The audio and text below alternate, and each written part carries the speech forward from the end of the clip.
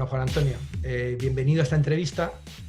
¿Cómo estás? ¿Dónde te ha pillado el Me han cogido en confinamiento? Barcelona.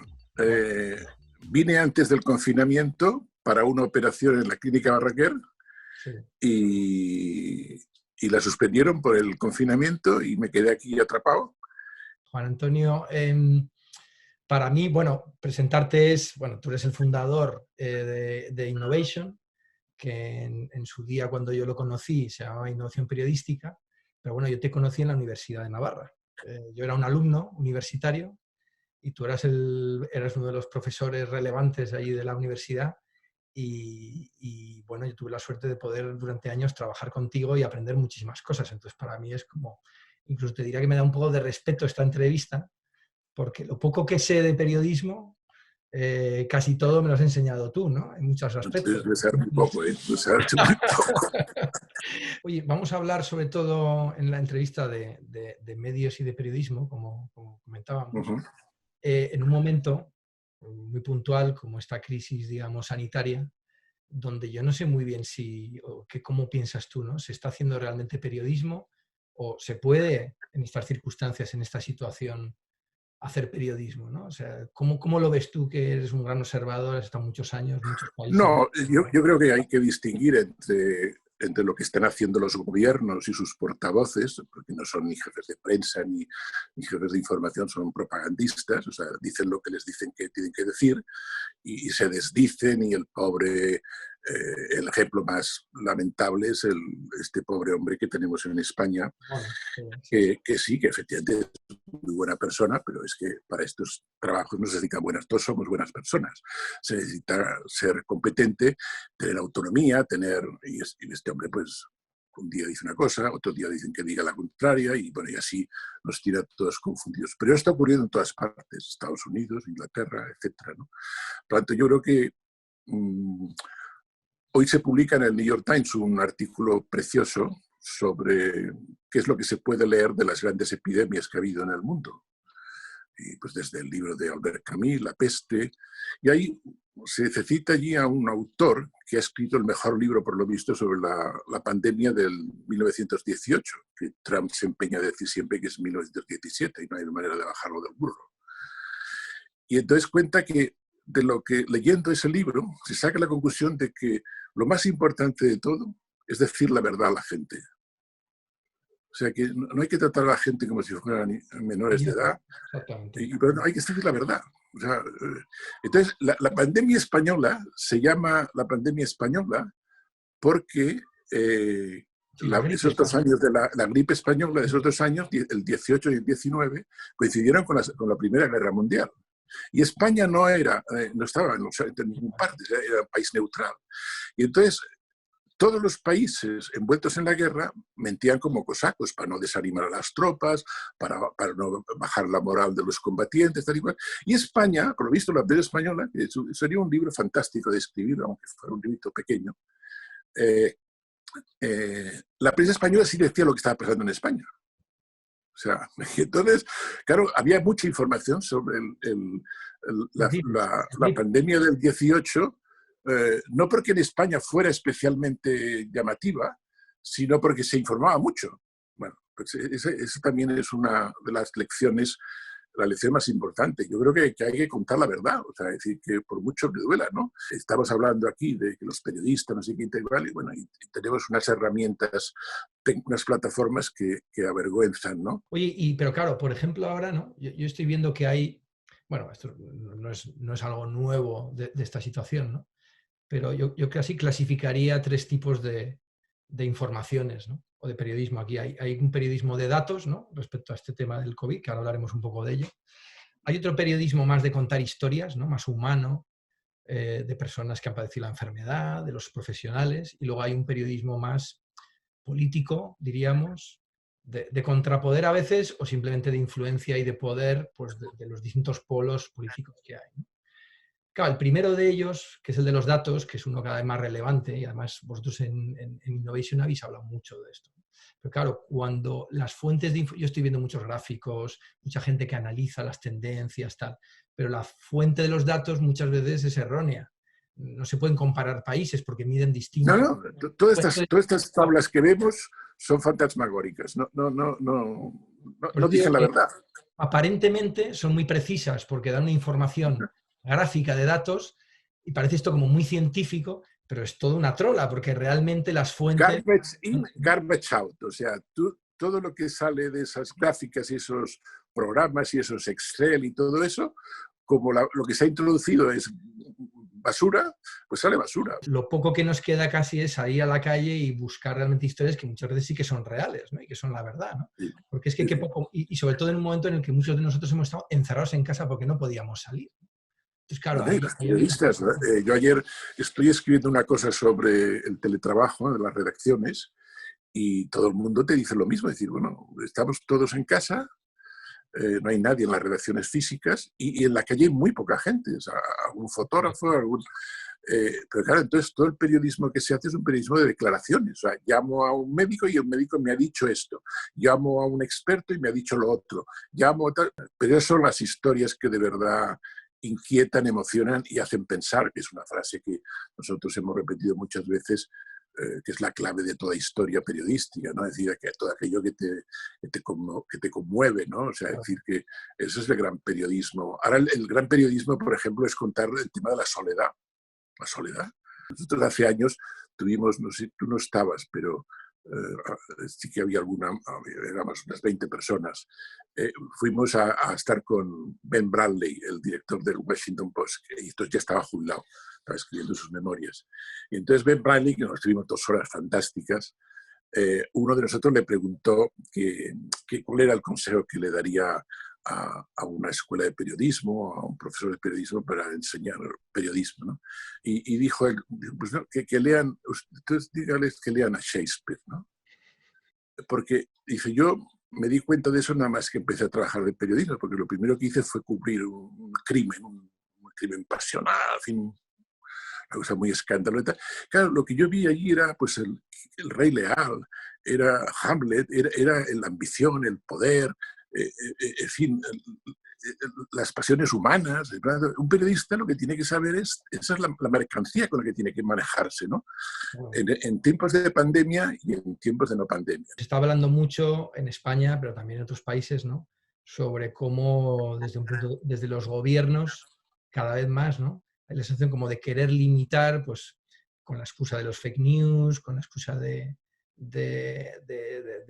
discurso este del odio, todas estas cosas, y hay cierto miedo. Y en España en particular hay determinados medios, segmentos de la sociedad que realmente les preocupa esto, ¿no? Que esto también se utilice como una excusa para restringir más ciertas libertades y particularmente pues, el derecho a la información, a la opinión, etcétera, etcétera. ¿Tú ahí realmente te preocupa y consideras que realmente esto es un peligro real?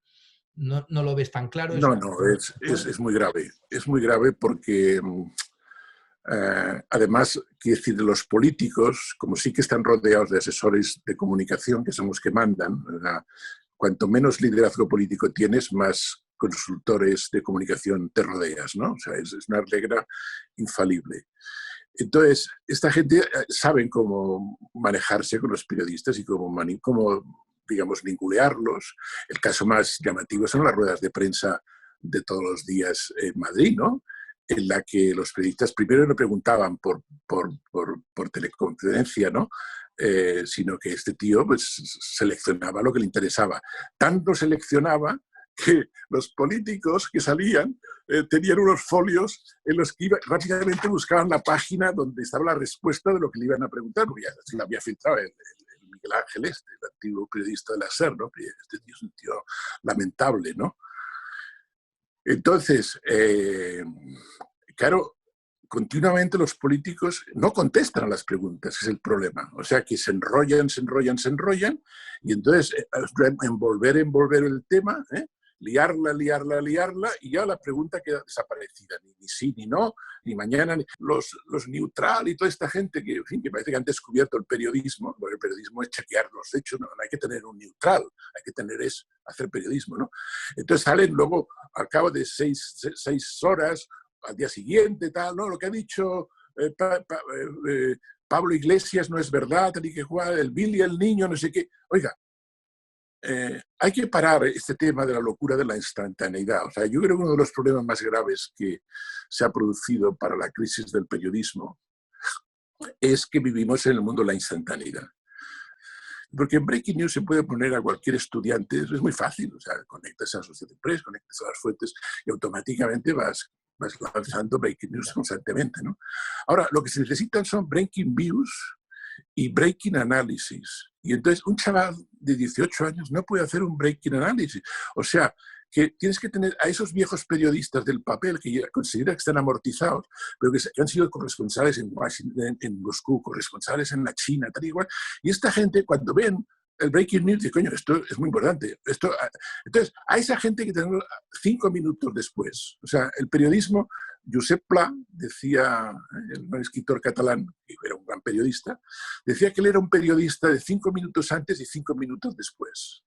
El buen periodismo no es salir a la calle y decir que hay un tío que dice que llueve y otro que dice que no llueve, sino salir a la calle y decir si llueve o no llueve. Entonces, no sé, yo creo que esa evolución del periodismo instantáneo al periodismo analítico, al postperiodismo, al postperiodismo postnoticioso, creo que tiene muchísimas posibilidades y va a ser la salvación, ¿no? A los buenos periodistas hay que pagarlos pagándoles muy bien dinero, pero también pagándoles con tiempo. Venimos de una crisis con el digital y la crisis de 2008 donde las empresas editoriales han pasado muy mal. Ahora encima viene toda esta situación de confinamiento.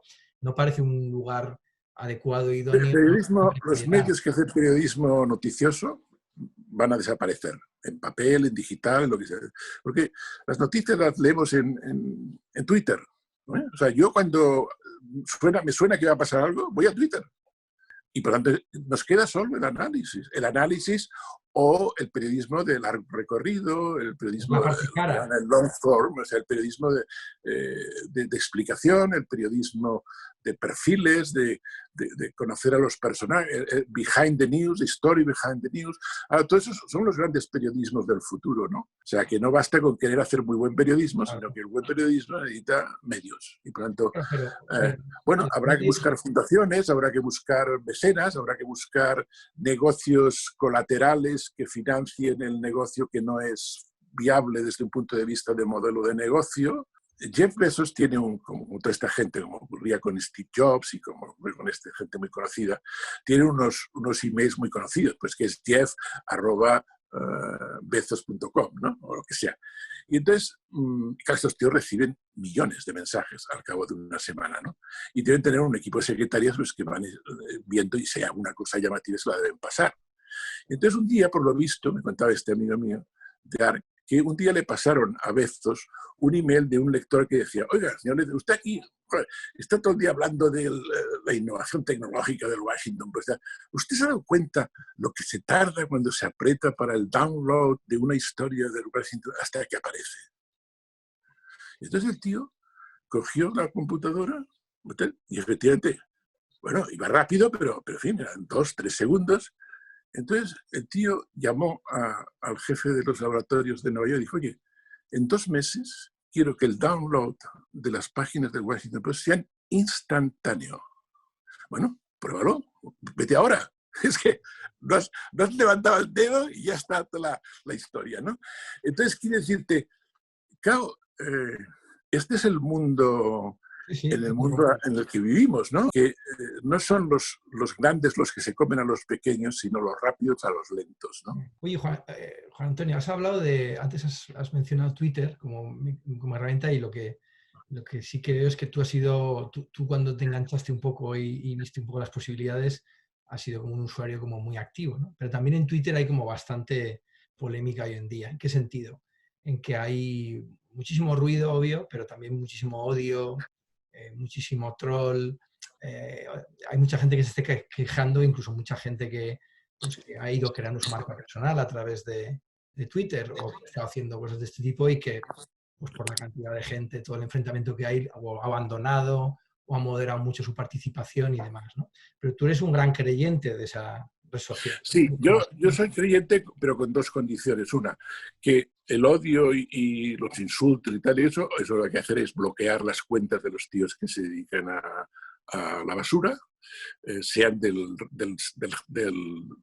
sesgo ideológico que sean. Sí.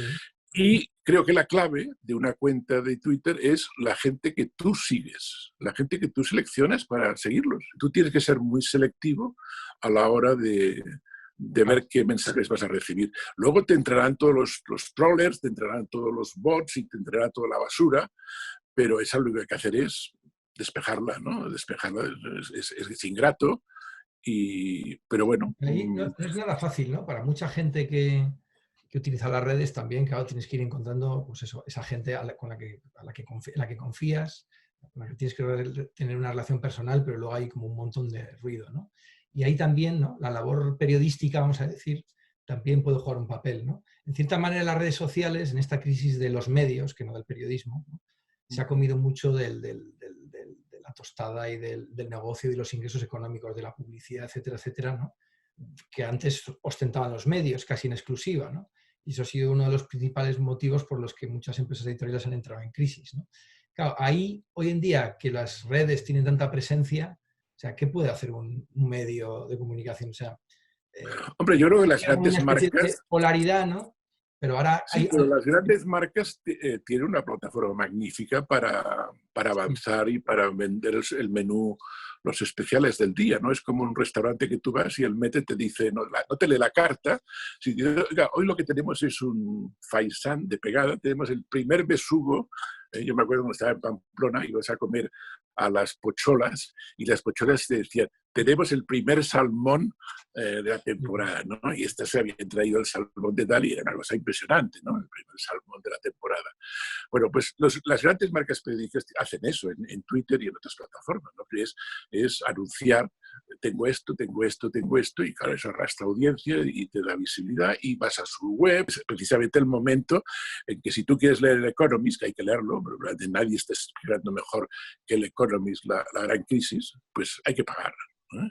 Y se acabó. Si tú estás rodeado de 4 o 5 fuentes diferentes de ese calibre, amigo mío, es que no necesitas nada más. Es más, es muy llamativo que las mayores críticas que hemos leído en el mundo español, del gobierno español y de la oposición española y de la sanidad española, se han leído en el New York Times, en el Economist, en el Washington Post, en Político.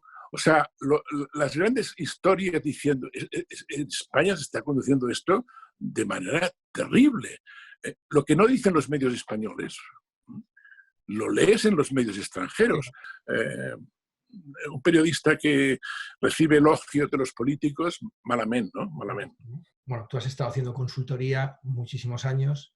Yo he aprendido muchas cosas de ti, de Carlos y de los consultores de Innovation y he estado, ya sabes, participando en proyectos hace tiempo y demás, ¿no?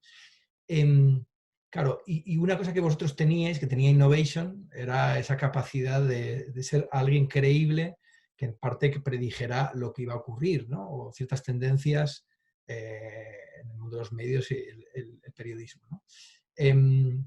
Ahora, ¿tú ves que ha cambiado mucho el panorama? Ahora hay tal cantidad y tal nivel de incertidumbre donde quizá el tipo de consultoría que hay que hacer es un poco distinto, ya no vale tanto, porque es difícil acertar, no es que siempre acertemos como consultores, ¿no? Ahora se habla mucho del design thinking, de la co-creación, del trabajo con el equipo y con tu cliente diseñando y modelando los proyectos, no tanto de ese consultor como una especie de oráculo que te va a decir con precisión lo que tienes que hacer, ¿no? ¿Eso tú crees en ello? ¿Tú ves diferencias? No, hombre, yo creo que hay, como en todo, es decir, hay consultorías de todo tipo, ¿no? Desde management general, consultorías especializadas.